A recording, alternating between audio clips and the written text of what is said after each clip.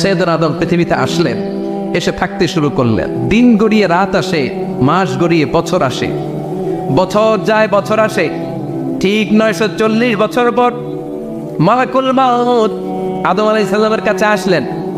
বললেন, আনা মালাকুল মাউত উকিলা বিকুম, আপনাদের জন্য আল্লাহ আমাকে বানিয়েছে রূহ কবজ করতে। ও আদম, আবুল বাশার, পৃথিবীর প্রথম মানব, প্রথম নবী, আপনার সময় শেষ, রেডি হন। কি হন? খেলা শুরু হয়, এখনই রূহ কবজ করে নিয়ে যাব। সৈয়দনা আদম বলে, এখন আসছো কেন? আমার আরো 60 বছর বাকি আছে। মালাকুল মাউত বলে, না, আপনি রূহের জগতে আল্লাহর কাছে আপনার সন্তান দাউদকে কয় বছর দিয়েছিলেন? 60 বছরের জন্য 940 বছর আপনার জন্য লেখা। আমি এখন আপনার রূহ কবজ করতে চাই। সৈয়দনা আদম বলে, আমি মানি না, আমি কাউরে দেই নাই। 60 বছর আমি দেই নাই, আমি আরো বাঁচব, আমি আরো বাঁচবো, 60 বছর আমি বাঁচবো, আমি দেইতেই নাই। মেয়ে যাও। মালাকুল মাউত আল্লাহর যে বলে, আল্লাহ দেয় নাই বলে। আসলে ভুলে গেছে, আসলে মানুষ ভুলে যায়, মানুষ বড্ড ভুলে যায়। আমরা অনেক সময় খাইয়াও কই খাই নাই। অনেক কিছু আপনি দিছিলেন কিন্তু ভুলে যাই, গলার নিচ দিয়ে নামার পরে কই তুমি কিচ্ছু দেও নাই। আচ্ছা, না নাই? নাসিয়া আদম ফানাসিয়া বানু, আদম আলাইহিস সালাম ভুলে গেছেন, তাই আমরাও ভুল করি, ঠিক কিনা? এজন্য আমাদের নেতারাও বলে এটা দেবো ওটা দেবো, নির্বাচনের পর সব ভুলে যায়। আচ্ছা, না নাই? ওই যে আদম আলাইহিস সালাম বলছে, আমরা ভুলে যাই। অন্যদের দোষ কি? ভুলে যায়, বেমালুম ভুলে যায়। আল্লাহ বললেন, মালাকুল মাউত আর জোরাজুরি করো না। 940 নয়, ঠিক 1000 বছর পরে আদমের কাছে যাবা। আমি আমার আদমের ভাগ্যে এই জিনিসটাই রেখে দিয়েছিলাম রে মালাকুল মাউত। আমি আগ থেকে এটাই রেখেছি, আমি জানতাম সে ভুলে যাবে। চিল্লা এখন সুবহানাল্লাহ। তার মানে পৃথিবীর সবচেয়ে লম্বা মানুষ, 60 হাত লম্বা, এত শক্তিশালী আদম আলাইহিস সালাম শ্রীলঙ্কা প্রথম নেমেছিলেন। এক লাফ দিলে আদম আইন চলে যাইতেন। সুবহানাল্লাহ। কি লম্বা মানুষ, থাকতে পারছে? কথা নাই। গমে ধরছে? শেষ করে দিই। হ্যাঁ, আরো কয়েক মিনিট চলবে, চলবে, চলবে। তাকবীর দেন, লিল্লাহি তাকবীর। আদম আলাইহিস সালাম চলে গেলেন। ওনার পরের নবী ইদ্রিস আলাইহিস সালাম, উনি মরে নাই। ইদ্রিস আলাইহিস সালাম মরছে, কে বলছে? উনিও মরেছেন। তবে ওনার মৃত্যুর আজীব এক ঘটনা আছে, অনেক লম্বা কথা। এক ফেরেশতার সাথে ওনার বন্ধুত্ব হয়েছিল। বলেছিলেন, আমি আকাশ দেখতে চাই, আল্লাহর কাছে অনুমতি চাই। আল্লাহ বলল, ঠিক আছে, ইদ্রিসকে আকাশে ঘুরাও। প্রথম আকাশে ঘুরলেন, দ্বিতীয় আকাশে ঘুরলেন, তৃতীয় আকাশে ঘুরলেন, চতুর্থ আকাশে ঘুরলেন। ইন দ্য মিন টাইম চতুর্থ আসমানে মালাকুল মাউত পৃথিবীর দিকে নেমে আসছিল। ওই ফেরেশতা বলে, মালাকুল মাউত আপনি কই যান? মালাকুল মাউত বলে, একটু আগে আল্লাহ ফরমান জারি করেছে, চতুর্থ আসমানে আমার নবী ইদ্রিসের রূহ কবজ কর। সুবহানাল্লাহ। আমি বললাম, আল্লাহ আপনার পাঠানো নবী সৈয়দনা ইদ্রিস থাকে দুনিয়ায়, চতুর্থ আসমানে পাবো কই? আল্লাহ কয়, কথা নাই, দৌড় দে। আমি দৌড় দিলাম, এসে দেখি ইদ্রিস আলাইহিস সালাম এখানে রেডি। সুবহানাল্লাহ। ওয়া রাফা'নাহু মাকানান আলিয়্যা। ইদ্রিস আলাইহিস সালামের রূহ কবজ দুনিয়ায় হয় নাই, চতুর্থ আকাশের মধ্যে হয়েছে। একটু চিৎকার করে পড়বেন সুবহানাল্লাহ। এরপরে সুলাইমান আলাইহিস সালাম, উনি তো মরে নাই, মরছে। উনি জিন চালাইতো, উনিও মরবে। শক্তিশালী একজন নবী ছিল। উনি মালাকুল মাউতকে বলেছিলেন, মালাকুল মাউত আমার মৃত্যুর সুয়াইয়া সামান্য কিছু আগে আমারে বইল, আমার একটা কাজ আছে।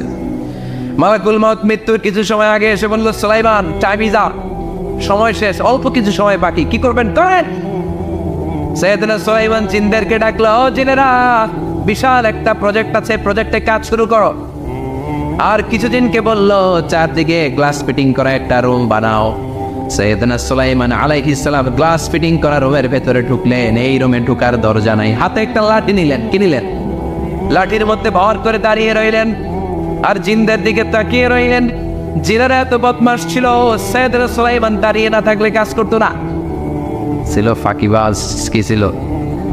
দাঁড়ায় না থাকলে আজও লোকজন কাজ করতে চায় না, ঠিক কিনা? মালিক দাঁড়ায় থাকলে ঠিকই কাজ হয়ে যায়। সুলাইমান আলাইহিস সালাম লাঠির মধ্যে ভর দিয়ে দাঁড়িয়ে রইলেন আর বললেন, কাজ করো। জিনেরাও কাজ শুরু করলো। ওদিকে মালাকুল মাউত এসে বলে, ও সুলাইমান সময় তো শেষ। সুলাইমান বলে, সমস্যা নাই, রূহ কবজ করো। উনি লাঠির মধ্যে ভর দিয়ে দাঁড়িয়ে রইলেন। গ্লাস ফিটিং করা রুমের ভিতরে কোরআন সাক্ষী।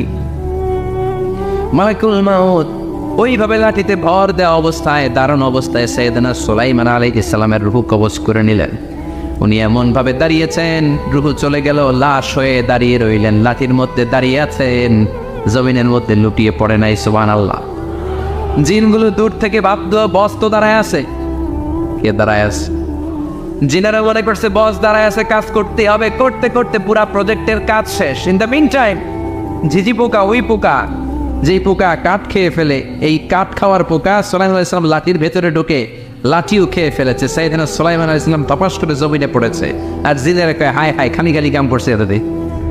সুবহানাল্লাহ করবেন না? সুলাইমান আলাইহিস সালাম বাঁচতে পারে না, চলে গেলেন। মুসা আলাইহিস সালাম মরছে, উনি মরবে কেন? উনি তো রানী মারে মরছে। এক খাপ্পরে ফেরাউনের বাবুর্চি নাই, মুখের আগে হাত চলতে কয়েকজন, এর মধ্যে মুসা আলাইহিস সালাম আছে না নাই? মালাকুল মাউত মানুষের আকৃতিতে অনুমতি না নিয়ে ঘরের ভেতরে ঢুকে গেল। ঢুকে বলে আনা মালাকুল মাউত, আমি মৃত্যুর ফেরেশতা। তো কি চাও?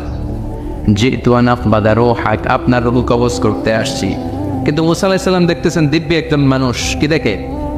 আবার সালাম দেয় নাই, অনুমতি নিয়েও ঢুকে নাই। অমিয়া অনুমতি নিয়ে ঘরে ঢুকার দরকার আছে না নাই? মুসা আলাইহিস সালামের মেজাজ বড় গরম। উনি বললেন কি করবি? কয় আপনারে মারবো। কয় এদিকে আয়।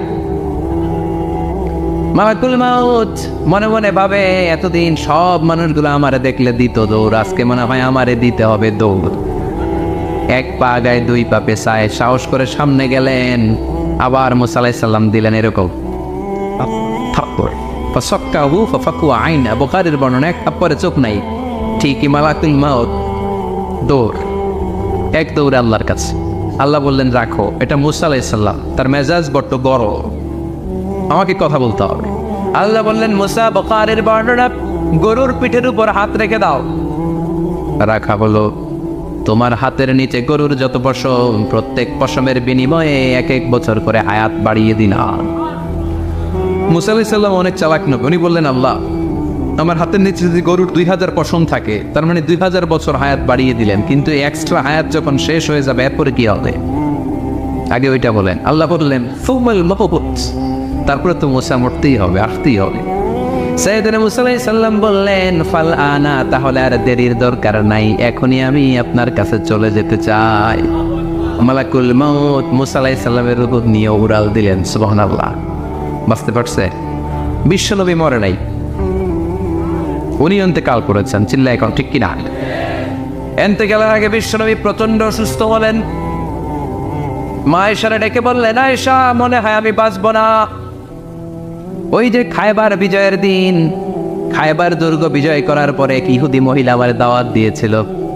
ওই দাওয়াত খেতে যাওয়ার পরে গোশতের মধ্যে বিষ মাখানো হয়েছিল রে আয়েশা। ওই বিষ মাখানো খাসির গোশত খেয়ে যে ব্যথা আমার পেটে উঠেছিল, আজ আবার সেই ব্যথা উঠেছে। বিশ্বনবী ওই বিষ খাওয়ানো গোশতের কারণে ইন্তেকাল করেছেন। তার মানে বিশ্বনবীর সাথে জামা আল্লাহ বাইনা নবুওয়া ওয়া শাহাদাত, আল্লাহ বিশ্বনবীকে শুধু নবী বানায় নাই, শহীদ হিসেবে কবুল করেছে। সুবহানাল্লাহ করবেন না? প্রচন্ড অসুস্থ, উনি ছাড়া মসজিদে নববীতে কেউ ইমামতি করার সাহস পায় না। বিশ্বনবী বললেন আবু বকর তুমি যাও, আবু বকরও যায় না। বিশ্বনবী বললেন পানি আনো। বিশ্বনবী পানি দিয়ে ওযু করলেন। ওযু করে কয়েকজন সাহাবীকে ধরে উঠতে চাইলেন, আবার থপাস করে বেহুশ হয়ে পড়লেন। বিশ্বনবী উঠতে পারে না। আবার বললেন ঠান্ডা পানি আনো। পানির ভেতরে বিশ্বনবী 2 হাত ঢুকিয়ে দিয়ে ঠান্ডা ভিজা হাত দিয়ে চেহারার মধ্যে মাসে করলেন আর বললেন ইন্নালিল মাউতি লা সাকারাত, হায়রে মৃত্যুর কি যন্ত্রণা, হায়রে মৃত্যুর যে কি কষ্ট। অবিয়া বিশ্বনবী যদি মৃত্যুর কষ্টে কাতরায়, আমাদের অবস্থা কি? আমাদের নসিবে কি আছে? আল্লাহ তুমি বাঁচাও করে না। বিশ্বনবী কাঁদছেন, সাহাবারা একের পর এক দেখতে আসে, কান্নার রোল পড়ে গেল চারদিকে। বিশ্বনবীর কলেজার টুকরা নয়নের পুটুলি সাইয়েদাতুনা ফাতিমা বিশ্বনবীর কান্না সহ্য করতে পারে না। বিশ্বনবীকে ধরে মা ফাতিমা, সাইয়েদাতুনা ফাতিমা বিলাপ করা শুরু করে দিলেন, চিৎকার দিয়ে কান্নাকাটি শুরু করে দিলেন আর বললেন ওয়া কুরবাবা, ওয়া কুরবাবা, হায় হায় আমার বাবার কি কষ্ট, আমার বাবার কি কষ্ট হচ্ছে। বিশ্বনবী বললেন ফাতেমা তুমি কেঁদো না, আমার কষ্ট আজকের পরে আর থাকবে না। আজকে তোর বাবার সব কষ্ট বন্ধ হয়ে যাবে। কি যেন কানে কানে বললেন, ফাতেমা আরো কেঁদে দিল। আবার কানে কানে কি যেন বললেন, ফাতেমা হেসে দিল। বিশ্বনবীর ইন্তেকালের অনেক পর মা আয়েশার কাছে ফাতেমা বললেন, আমি যখন প্রথমে কেঁদেছিলাম আব্বা বলেছিল আমি আর বাঁচব না রে ফাতেমা। আবার কানে কানে একটা কথা বলার পরে হেসেছিলাম, আব্বা বলেছিল আমার পরে আমার পরিবার বর্গের মধ্য থেকে সর্বপ্রথম তোমার সাথে আমার দেখা হয়ে যাবে রে ফাতেমা। অল্প কয়েক মাসের ব্যবধানে সাইয়েদাতুনা ফাতেমা উনিও ইন্তেকাল করলেন। বিশ্বনবী শোয়া থেকে উঠতে পারে না। এক সাহাবীকে দেখলেন মেসওয়াক করছে। বিশ্বনবী মেসওয়াকের দিকে তাকিয়ে রইলেন। বিশ্বনবীর নিথর দেহটা পড়ে আছে। আয়েশারা যে বলবে আয়েশা মেসওয়াক দাও, বলতে পারেন। মা আয়েশা বুঝতে পেরে মেসওয়াক আনলেন, বিশ্বনবীকে মেসওয়াক করিয়ে দিলেন।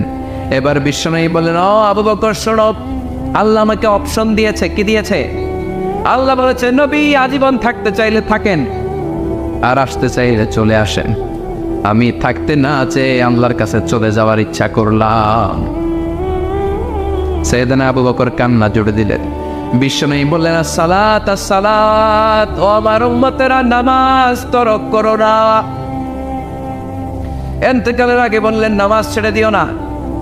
আর বললেন, ওয়ামা মালাকাত আইমানুকুম, তোমাদের অধীনস্থ কর্মচারীদের সাথে খারাপ আচরণ করো।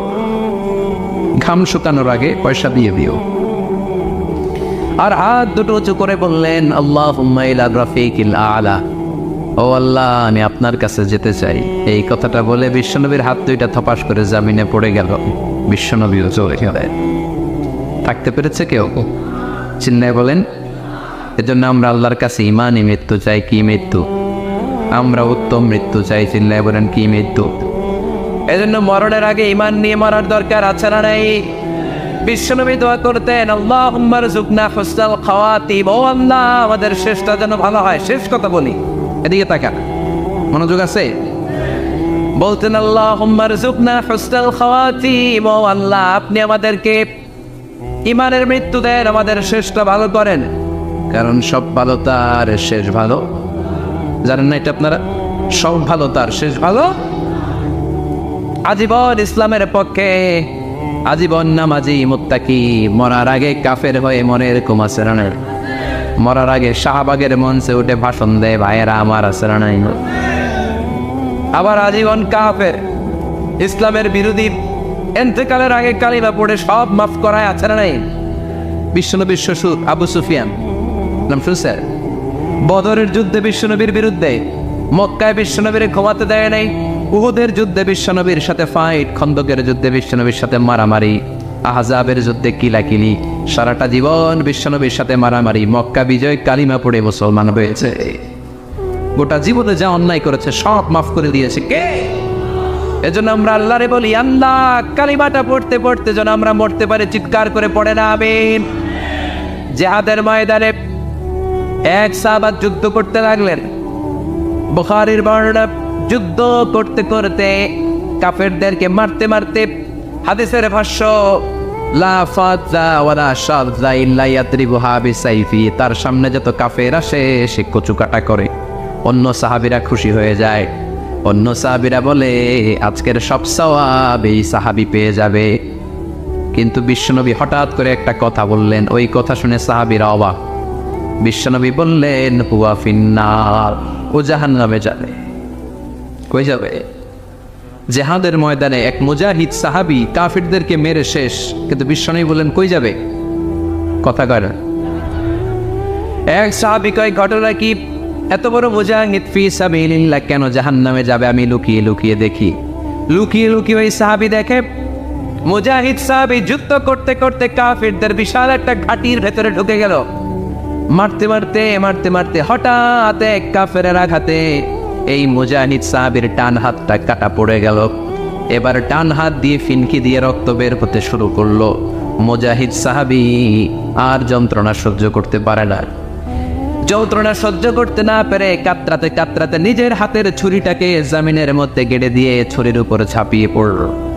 পেটের এই দিক দিয়ে ঢুকে ওপাশ দিয়ে বের হয়ে গেল, এফার ওপার হয়ে গেল। মানে আত্মহত্যা করলো, ঠিক কিনা? জাহান্নামী নাই? কথা কর। লুকিয়ে লুকিয়ে যে সাহাবা দেখেছে চিৎকার দিয়ে বিশ্বনবীর কাছে যেয়ে বলে, আশহাদু আন্নাকা রাসূলুল্লাহ, ও নবী, আপনি যে আসল নবী কোনো সন্দেহ নাই, আমি লুকিয়ে লুকিয়ে দেখেছি ওই মুজাহিদ সাহাবা বেঁচে নাই, সে কাফের আঘাতে শহীদ হয় নাই, নিজের পেটে নিজে ছুরি ঢুকিয়ে আত্মহত্যা করেছে। আজীবন বিশ্বনবীর সাথী, মরার আগে জাহান্নামে। আমরা কেউ জানি না আমাদের শেষটা কেমন হবে, এজন্য আমাদের শেষটা ভালো হোক, ভেরি সেন্সিটিভ ইস্যু। আমাদের শেষটা ইমানের হোক। এখন যেমনি মাথা ঠিক আছে, বুদ্ধিমত্তার সাথে শাহাদাত বাক্যের উপর যেন আমরা মরতে পারি, আমরা পড়ি আমিন। চিল্লায় পড়ে না। কি করে বুঝবেন মৃত্যুটা ভালো হলো? এক নম্বর আলামত আন-নুতফু বিশ-শাহাদা, মরার আগে আওয়াজ করে জিকির করে কেউ যদি পড়তে পারে লা ইলাহা ইল্লাল্লাহু মুহাম্মাদুর রাসূলুল্লাহ সাল্লাল্লাহু, এটা হচ্ছে আলামাতু হুসনিল খাতিমা। আপনার মৃত্যুটা যে ভালো মৃত্যু হয়েছে এটার আলামত। কি মৃত্যু? সবাই বলেন ভালো মৃত্যু আমরা চাই কি চাই না? ভালো মৃত্যুর এক নম্বর আলামত কালিমা পড়ে যদি মরতে পারে। বিশ্বনবী বলেন মান কানা আখিরু কালামিহি লা ইলাহা ইল্লাল্লাহ, যে ব্যক্তির সর্বশেষ কথাটা হবে, বাক্যটা হবে লা ইলাহা ইল্লাল্লাহ, দাখালাল জান্নাহ, সে জান্নাতি হয়ে যাবে। সুবহানাল্লাহ পড়ে। এরপরে বিশ্বনবী বললেন আল মুমিনু ইয়ামুতু বিজাবি ইরকিল জাবিন, মুমিন যখন মারা যায় তার কপাল ঘেমে যায়। সুবহানাল্লাহ পড়েন। হাত ঘামে না, পা ঘামে না, মুমিনের কপাল ঘামে। সুবহানাল্লাহ। এজন্য কেউ মারা গেলে কপালের মধ্যে হাত দিবেন, দেখবেন ওই ঘামের মধ্যে একটা জান্নাতি ঘ্রাণ আছে। সুবহানাল্লাহ। আল্লাহ, আমরা যখন মরে যাব আমাদের কপালটা যেন এরকম ঘেমে যায়। আমিন পড়েন আর জোরে আমিন। আল মুমিনু ইয়ামুতু বিআরাকিল জাবিন, মুমিন মারা গেলে তার কপাল ঘামে। কপাল ঘামলে বুঝতে হবে এটা ভালো মৃত্যু, ইমানি মৃত্যু। চিল্লায় বলেন ঠিক কিনা? এরপরে বিশ্বনবী বললেন ফি লাইলাতিল জুমা, জুমার রাতে যদি মরে, আও ফি শাহরি রমাদান, কিংবা রমজান মাসে যদি মরে, আও ফি সাফারিল হজ, কিংবা হজের সফরে যদি মরে। বাংলার জমিন থেকে অনেক হাজিরা হজ করতে যায়, অনেকে ওইখানে যে আরাফাতের ময়দানেও মারা যায়, এরকম হাজি আছে না? খুশনসিব, এটা খুশনসিব। আলহামদুলিল্লাহ পড়েন। মনের পথে অবিচল থেকে আমার মরণ যেন হয়। চিল্লায় পড়ে না আমিন। তার মানে কে কোথায় মরবো আমরা কেউ জানি নাকি? ওমা তাদরি নাফসুম বিআইয়ি আরদিন তামুত, কোন জায়গায় মরবা, কখন মরবা কেউ আমরা জানি না, কিন্তু মরবো সবাই জানে, ঠিক কিনা? কুল্লু নাফসিন যায়িকাতুল মাউত, প্রত্যেকটি আত্মার মৃত্যুবরণ করতে হবে, এটা আমরা সবাই জানি। The most certain thing in life is death, but the most uncertain thing in our life is the time of death. এই জীবনের সবচেয়ে সুনিশ্চিত বিষয় হলো মরণ, সবচেয়ে অনিশ্চিত বিষয় হলো মরণের সময়। চিল্লা এখন ঠিক কিনা? মরবো যে আমরা সবাই জানি, কিন্তু কোথায় মরবো আমরা কেউ জানি? জানি আমরা সবাইকেই মরতে হয়, জন্মালেই মরতে হবে, চলে যেতে হবে, থাকা যাবে না। এটাই হলো পৃথিবীর পদ্ধতি। জীবনের সবচাইতে নির্মম ঘটনা হচ্ছে মরণ, সবচাইতে ভয়ঙ্কর অভিজ্ঞতা কোন প্রাণীর জন্য সর্বোচ্চ এবং সবচাইতে ভয়ঙ্কর অভিজ্ঞতা হচ্ছে মৃত্যু। এবং এত ভয়ঙ্কর অভিজ্ঞতা, এই অভিজ্ঞতাটা কারো কাছে শেয়ার করে যাওয়া যায় না। মরার সময় কেউ বলে যেতে পারছিল আমার মরতে এমন লাগছে, কইতে পারছে? কেমন লাগছে বলতে পারে?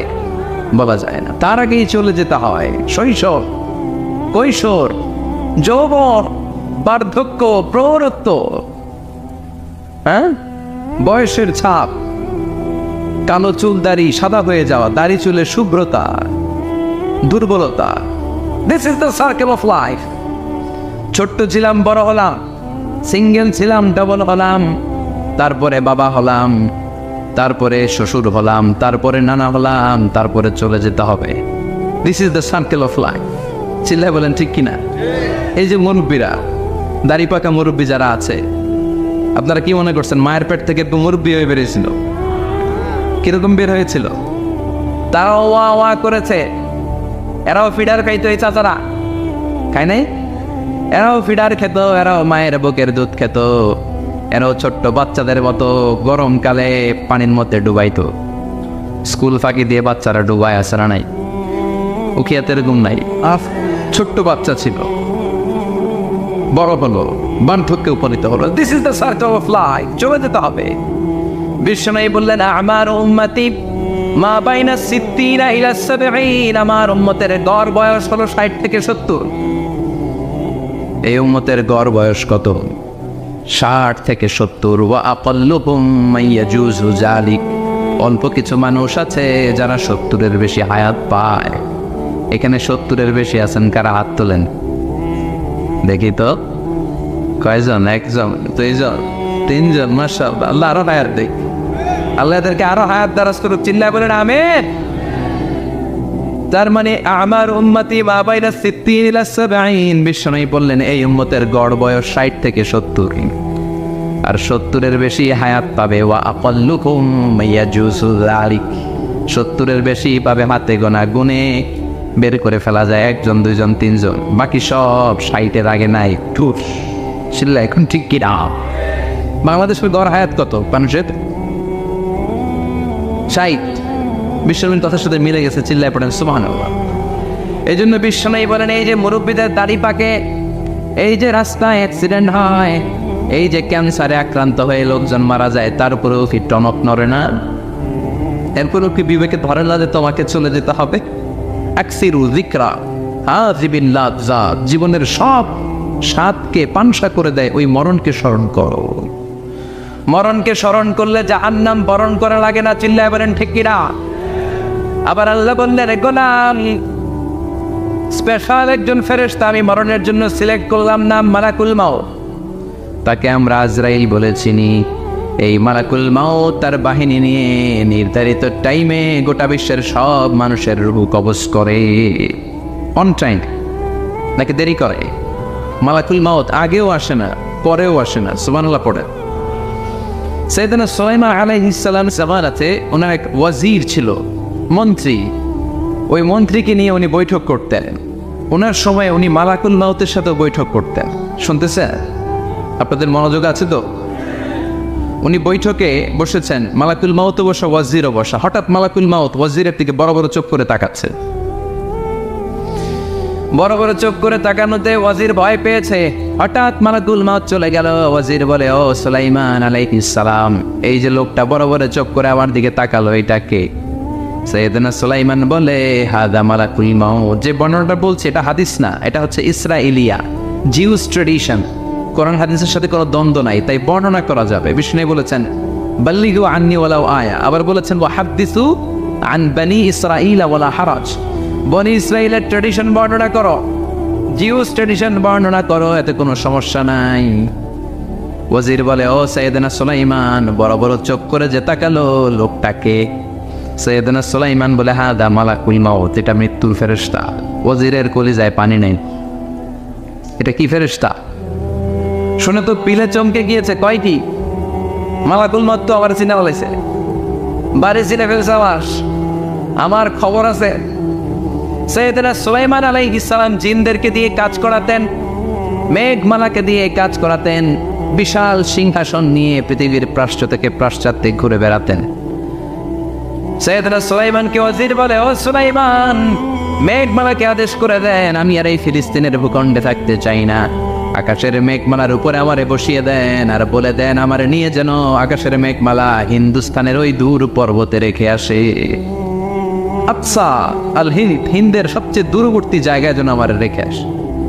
সাইয়েদনা সুলাইমান বললেন, আকাশের মেঘ যাও, আমার ওয়াজিরকে নিয়ে হিন্দুস্তানের একটা উপদ্বীপে রেখে আসো। রেখে আসা হলো। কিছুক্ষণ পর মালাকুল মাউত সাইয়েদনা সুলাইমানের কাছে হাজির। সাইয়েদনা সুলাইমান বললেন, ও মালাকুল মাউত, কই ছিলা? একটু আগে হিন্দুস্তান থেকে আপনার ওয়াজিরের রূহ কবজ করে আসছি। সুবহানাল্লাহ পড়ে। এটা আবার কেমন কথা, তুমি ওইখানে গেলা কেন? কয়, রব্বুল আলামিন কিছুক্ষণ আগে আমার কাছে পয়গাম পাঠিয়েছে, যাও সাইয়েদনা সুলাইমানের ওয়াজিরের রূহটা কবজ করো। কবজ করার জায়গা হলো হিন্দুস্তানের উপদ্বীপ। কোন জায়গায়? মালাকুল মাউত এসে দেখে সুলাইমান নবীর সাথে মিটিং করে। ওয়াজির কার সাথে মিটিং করে? সুলাইমান নবীর সাথে। কিন্তু ফরমানে লেখা রূহ কবজ করতে হবে কোথায়? হিন্দুস্তানে। সুবহানাল্লাহ করবেন না?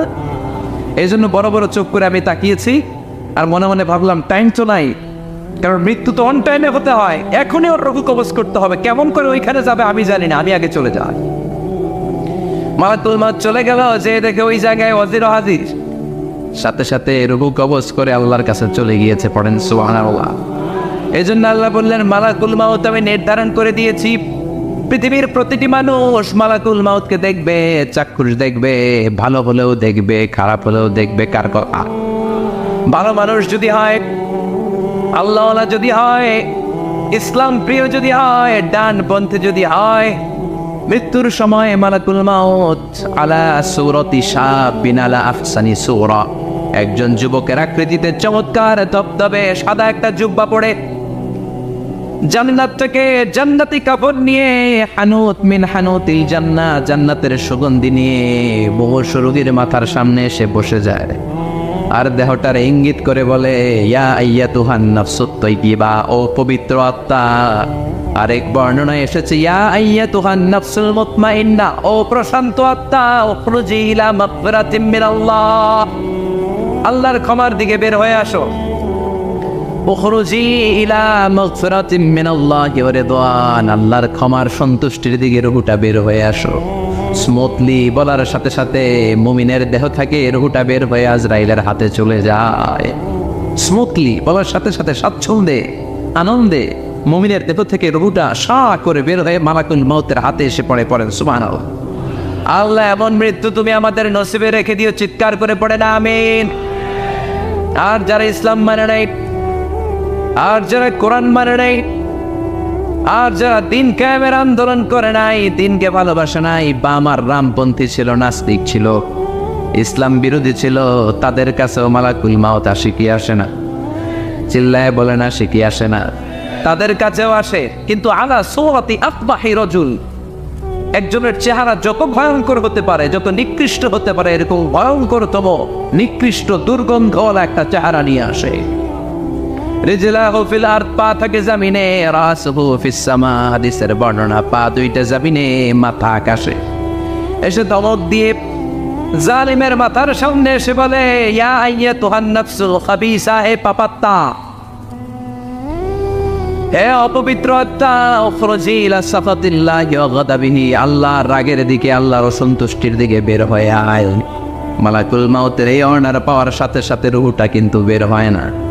মুমিনের রুহুকে ডাক দিলে যেমনি স্মুথলি বের হয়, কাফিরের রুহু এভাবে বের হয় নাই।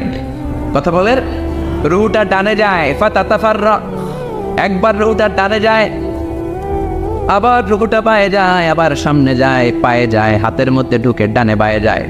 মালাকুল মউত আবার ধমক দিয়ে বলে, ইয়া আইয়াতুহান নাফসুল খাবিসা, পাপাত্তা, বের হয়ে আয়। রুহুটা আবার ডানে যায়, বায়ে যায়, সামনে যায়, পেছনে যায়। এবার খপাস করে মালাকুল মউত রুহুকে ধরে টান ধরে, সারা দেহটা থেকে প্রাণ রস সিক্ত করতে করতে দেহ থেকে রুহুটাকে টেনে হিচড়ে বের করে আনে। আর মুমূর্ষু রোগীটা চিৎকার মারতে থাকে। পড়েন না আউযু বিল্লাহ।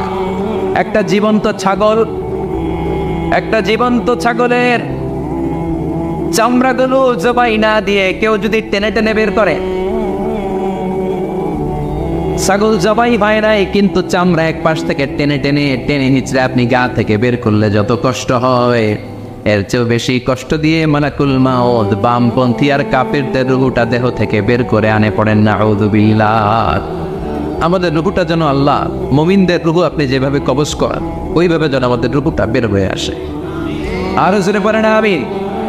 এজন্য আল্লাহ বললেন, বাল তু'থিরুনাল হায়াতাদ দুনিয়া ওয়াল আখিরাতু খায়রুম ওয়া আবকা। পাগলের মতো ওহাচ্ছন্ন হয়ে এই দুনিয়াটার পেছনে ছুটে বেড়াও, এই দুনিয়া আসল নয়, আখিরাত হলো আসল। চিল্লায় বলেন ঠিক কিনা? অস্থির, আমরা অস্থির, আমরা ব্যস্ত দুনিয়ার লোভে আর মোহে পড়ে আমাদেরকে যে মরতে হবে, চলে যে যেতে হবে, এটা ভাবার সময় আমাদের নাই। চিল্লাই কোন ঠিক কিনা? এজন্য বলা হয় মুতু ক্বাবলান তামুতু, মরার আগে একবার মরো। হাসিবু ক্বাবলান তুহাসাবু আলাইক, তোমার হিসাব কিয়ামতের দিন করার আগে তুমি তোমার হিসাব করো। জীবনে কি কি পাপ করেছি আমি জানি, আমার চেয়ে ভালো কেউ জানে না। চিল্লায় বলেন ঠিক কিনা? কি কি অন্যায় করেছি আমার হৃদয়ের মধ্যে কথাগুলো আছে না নাই?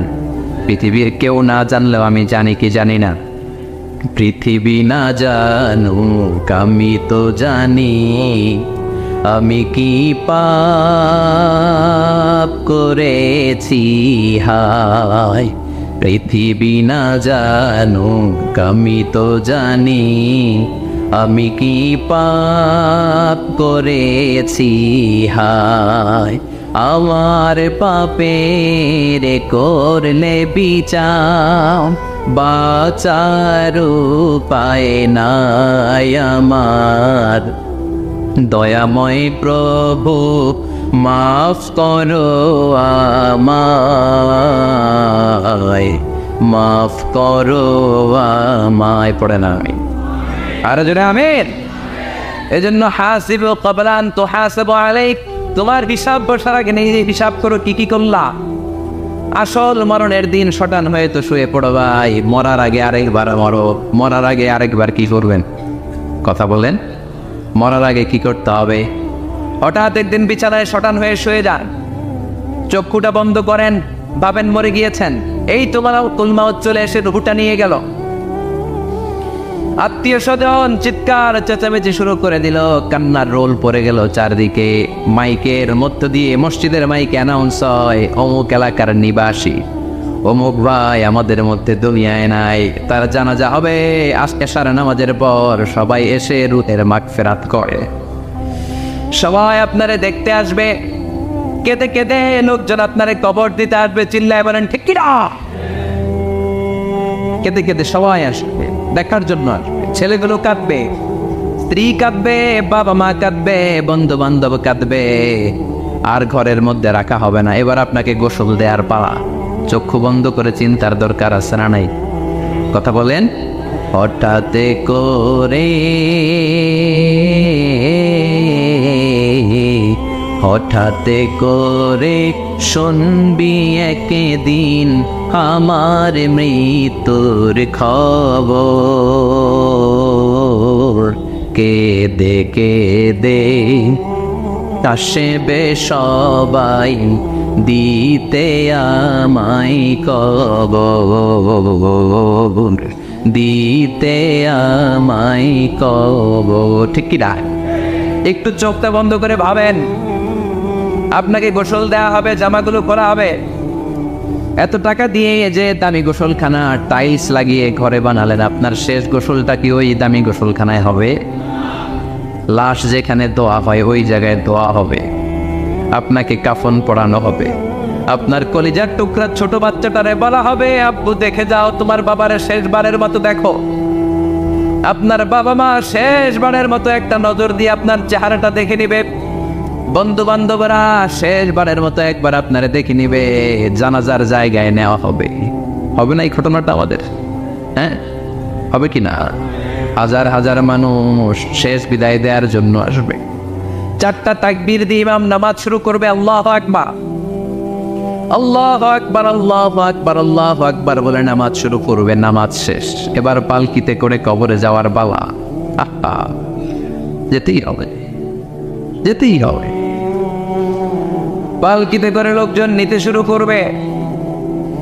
কবরস্থানের ওই জায়গায় যেখানে মানুষ বছরে মানুষ না মরলে যায় না, ওই গহীন নিঝুম কবরস্থানে ঢুকানো হবে। পালঙ্ক থেকে নামিয়ে আপনার জন্য করে রাখা আগ থেকে কবরটার মধ্যে শুইয়ে দেয়া হবে। উপরে বাঁশ দিয়ে ছাউনি, শেষবারের মতো সবাই দেখে বাঁশের ছাউনির উপরে মাটি চাপা দিবে। ঠিক কিনা? চলে যাবে সব, কেউ নাই, অন্ধকার, শুধু অন্ধকার। এই অন্ধকার যেন শেষ হতে চায়। এই ঘটনা ঘটবে না আমাদের? কথা বলে ঘটবে কিনা? এজন্য মরার আগে এগুলো চিন্তা দরকার আছে না নাই? মরার আগে আরেকবার মরার দরকার আছে না নাই? এজন্য রব্বুল আলামিন বলেন, বাল তুসিরুনাল হায়াতাদ দুনিয়া ওয়াল আখিরাতু খায়রুন ওয়া আবকা। এই দুনিয়ার জীবনটাকে তোমরা আসল জীবন মনে করো, এটা আসল জীবন নয়। আসল জীবন হলো কবরের জীবন। চিল্লায় বলেন ঠিক কি না? আল্লাহ তোমার এই দুনিয়ায়,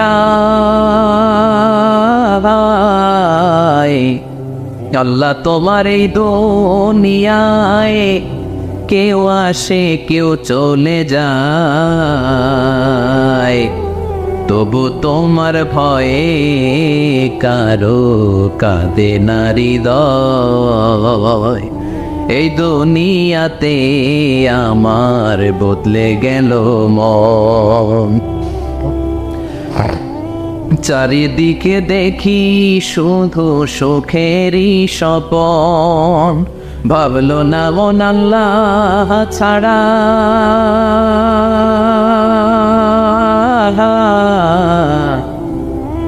ভাবলো না মন আল্লাহ ছাড়া নেই কোনো উপায়, তবু তোমার ভয়ে কারো কাঁদে না হৃদয়। ঠিক কিনা? আসে আর চলে যায়। প্রতিদিন মাইকে অ্যানাউন্স শুনি অমুক এলাকার অমুক লোক নাই, দাদা গেল, বাবা গেল, বড় ভাই গেল, আত্মীয় স্বজন গেল, আমাকেও যেতে হবে, এই চিন্তা মাথায় নাই। চিল্লা এখন ঠিক কিনা? এজন্য লাইফটা হলো one time, one chance, second কোনো চান্স আপনাকে দেয়া হবে নাকি? কাফেররা বলবে ইয়া রাব্বি আরেকটা সুযোগ দেন, লাউ আন্না লানা কাররা ইয়ানি মাররা, আল্লাহ আরেকটা সুযোগ যদি পেতাম দুনিয়াতে ভালো করে আসতাম। আল্লাহ বলবেন ইন্নাহা কালিমাতুল কাইলুহা, এটা শুধু তাদের মুখের কথা, তাদেরকে আবার সুযোগ দিলেও তারা কিচ্ছু করবে না। চিল্লা এখন ঠিক কিনা? এজন্য একটা চান্স আমরা পেয়েছি, এই দুনিয়ার ওয়ান চান্সে আমরা ভয় পাবো একজনকে। চিল্লায় বলেন তিনি কে? এজন্য যেতে আমাদেরকে হবে। এই মরণ থেকে পালানোর কোনো সুযোগ কেউ পালাতে পারে নাই। এই মরণ হলো আখিরাতের প্রবেশদ্বার। মরণ নামক পালকিতে চড়ে আমরা কবরের ভেতরে ঢুকি। মরণ হলো প্রথম পর্ব, কবর হলো দ্বিতীয় পর্ব। যেরকম ঠিক কিনা? এজন্য বিশ্বনবী বললেন আল কবর রাউদাতুম মিন রিয়াদিল জান্নাহ ওয়া হুফরাতুম মিন হুফারিন নার। কবর হলো কারো জন্য জান্নাতের বাগান, কারো জন্য জাহান্নামের গর্ত। আমরা বলি আল্লাহ আমাদের কবরটারে জান্নাতের বাগান বানাও। আর জোরে পড়েন আমিন। আবার বিশ্বনবী বললেন ইন্নাল কবর আউয়াল মানজিল মিন মানাজিলিল আখিরাহ। কবর হলো আখিরাতের মঞ্জিলগুলোর প্রথম মঞ্জিল।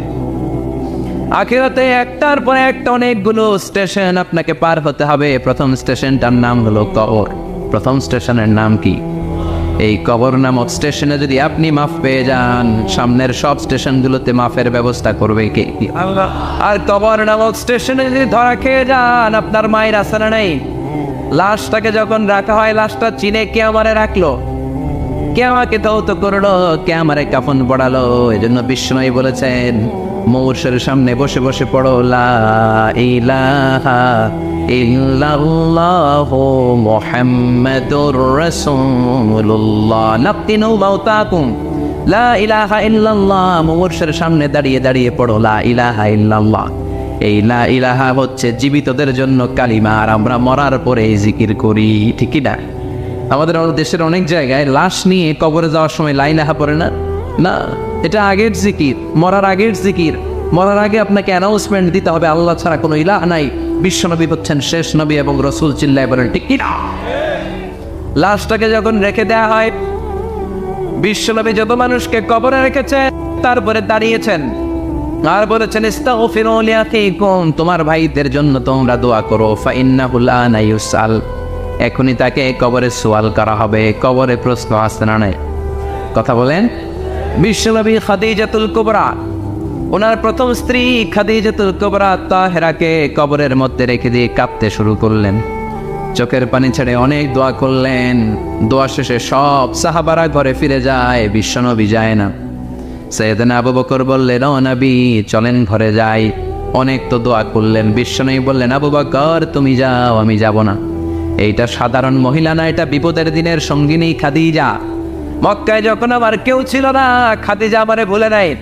3 বছর কাফিররা আমাকে জেলখানায় বন্দি রেখেছে, নাম শিয়াবে আবি তালেবের জেলখানা।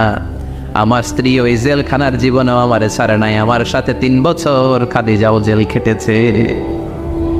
একটাই মহিলা, যেই মহিলাকে আল্লাহ আরশের উপর থেকে সালাম দিয়েছে, মহিলাটার নাম খাদিজা। আল্লাহু আকবার। আমার সব সন্তান আল্লাহ খাদিজার পেট থেকে দিয়েছে। ফাতেমাতুজ জোহরা খাদিজার মেয়ে, জাইনাব খাদিজার মেয়ে, উম্মে কুলসুম খাদিজার মেয়ে, রুকাইয়া খাদিজার মেয়ে। আবুল কাসেম বিশ্বনবীর ছেলে, খাদিজার ছেলে। আব্দুল্লাহ, যাকে তাইয়িব এবং তাহের নামে আমরা চিনি, সেও খাদিজার ছেলে। সুবহানাল্লাহ। ও আবু বকর, আমার এই কলিজার টুকরা প্রিয়তমা খাদিজারে রেখে দিয়ে কেমনে বাসায় যায়? তুমি যাও, আমি দাঁড়িয়ে থাকবো। এখনই মুনকার নাকির এসে খাদিজারে প্রশ্ন করবে, আমি দেখবো খাদিজা উত্তর দিতে পারে কিনা। আর প্রশ্নের উত্তর যদি ভুল করে ফেলে, কবরের উপর থেকে আমি নিজে প্রশ্নের উত্তর দিয়ে দেব। সাইয়েদনা জিবরাইল বললেন, নবী, আপনারা দাঁড়িয়ে থাকার দরকার নাই, আবু বকরের সাথে করে চলে যান। আল্লাহ জানিয়ে দিয়েছে, খাদিজার কবরের প্রশ্নে যদি কোনো সমস্যা হয়, আরশের উপর থেকে খাদিজার প্রশ্নের জবাব আল্লাহ নিজে দিয়ে দিবে। এজন্য কবরের আযাব থেকে বিশ্বনবী পানাহ চেয়েছেন। বিশ্বনবী বলেছেন, আল্লাহুম্মা ইন্না নাউযু বিকা মিন আযাবিল কবর। ও আল্লাহ, কবরের আযাব থেকে তুমি আমাদেরকে বাঁচাও। পড়েন আমিন। কবরে মুমিনদেরকে 4টা প্রশ্ন করা হবে, কাফিরদেরকে 3টা প্রশ্ন। চিৎকার করে বলেন, মুমিনের প্রশ্ন কয়টা? আর জোরে বলেন। প্রথম প্রশ্ন, মার রব্বুক, তোর রবের নাম কি? আমরা কি বলবো? আল্লাহ আমারে রব, এই রবি আমার সব, দমে দমে তনু মনে তারি অনুভব। আল্লাহ আমারে রব, এই রবি আমার সব। পড়েন আমিন। দ্বিতীয় প্রশ্ন, আমার দিন, উত্তর দিনের নাম কি? ধর্মের নাম কি? তৃতীয় প্রশ্ন, মান হাযার রাজুল, এই লোকটাকে কে? আমরা বলবো মুহাম্মদ সাল্লাল্লাহু। 3টা প্রশ্নের উত্তর যখন আপনি কবরে করে দিতে পারবেন, অতিরিক্ত একটা প্রশ্ন, ওয়ামা ইলমুক, এই যে 3টা প্রশ্নের উত্তর পানলা, কেমন করে উত্তর জানলা? কোত্থেকে শিখেছ? নকল করে আনছো কাফনের কাপড়ে? পরীক্ষা বলে নকল আছে না নেই? হাতে নকল আছে না? পায়ে নকল, মোজার ভিতরে নকল আছে না নেই? মোবাইলে নকল আছে না নেই? নকল থেকে আল্লাহ তুমি বাঁচাও। আরো আসতে তো না আমি। কিভাবে জানলা? কেমন করে 3টা প্রশ্নের উত্তর শিখলা? What is the source of your knowledge? তথ্যসূত্র কি? আপনাকে বলতে হবে, আমি যেই কিতাবটা থেকে শিখেছি, কিতাবটার নাম কি? চিল্লায় বলেন কিনা? এই কিতাবটা হলো কোরআন। আপনাকে বলতে হবে, কোরআন থেকে আমি শিখেছি, বিশ্বনবীর হাদিস থেকে আমি শিখেছি। 4টা প্রশ্নের উত্তর যখন পারবেন, ফেরেশতারা বলবে, আহলান সাহালান, খুশ আমদেদ, কংগ্রেচুলেশন, বাহ বাহ, তুমি তো চমৎকার পেরেছো। ফায়ুফসাহু লাহু কবরুহু ৭০ যিরাআন, মুমিন বান্দার কবরটা ৭০ হাত লম্বা করে দেয়া হবে। ইফতাহু লাহু বাবুন ইলাল জান্নাহ, জান্নাতের দিকে তার কবর থেকে একটা দরজা বানিয়ে দেয়া হবে। জান্নাতের সুঘ্রাণ, ঠান্ডা বাতাস এসে তার কবরের ভিতরে ঢুকতে শুরু করবে। ইলবাসু লিবাস মিন আহলিল জান্নাত, জান্নাতীদের পোশাক তার গায়ের মধ্যে পরিয়ে দেয়া হবে। আল্লাহু আকবার। আর বলা হবে, নাম কানাউমিল আরুস, বাসর রাতে বর যেমনি কনেকে নিয়ে ঘুমিয়ে যায়, তুমিও একটা ঘুম দাও। আলহামদুলিল্লাহ পড়ে মুমিন বান্দা আনন্দের একটা ঘুম দিবে। ইসরাফিলের সিংগার আওয়াজ ছাড়া পৃথিবীর কোনো কিছুই তার আগে ঘুম ভাঙতে পারবে না। আল্লাহ আমরাও যেন সেদিন কবর একটা মজার ঘুম দিতে পারি, তুমি তৌফিক দাও। জোরে বলেন আমিন। এবার বামপন্থী নাস্তিক আর কাফেরদের পালা, ইসলাম বিদ্বেষীদের পালা, আলে ওলামাদের শত্রুদের পালা, ইসলামকে যারা বিজয়ী শক্তি হিসেবে মানতে পারে নাই তাদের পালা। চিল্লা এখন ঠিক কিনা? ওদেরকে একই প্রশ্ন, রব কি? ওরা বলবে আমি জানি না। আমাদের উত্তর আল্লাহ। ওরা বলবে আমি কিচ্ছু জানি না, আমি সব ভুলে গেছি, আমার মাফ করে দেন, আমি কিছুই জানি না। তবে আমি ইসলাম বিরোধীদের সাথে চলতাম, যারা ইসলাম রে বাস দিত আমি তাদের সাথে স্লোগান দিতাম। এরকম ডাকাইত আছে না নাই? দ্বিতীয় প্রশ্ন, আমার দিন, ও তোমার ধর্মের নাম কি? কয় আমার ধর্ম নাই, আমার ধর্ম কর্ম নাই, আমি খালি দুনিয়াকে মাচালে লো, দুনিয়া তোমারই है, আমি খালি তুম্মা চলে দু, আছে না নাই?